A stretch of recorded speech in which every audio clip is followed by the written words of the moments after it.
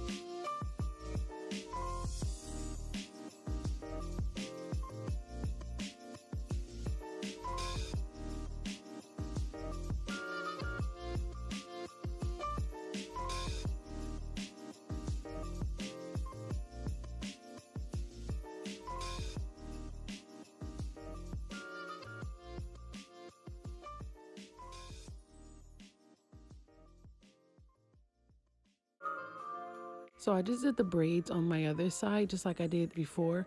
Now, anything else that I'm doing from here is just pretty much self-explanatory. So I just want you guys to watch it. If you need to slow it down, then go ahead and slow it down so you can see exactly what I am doing.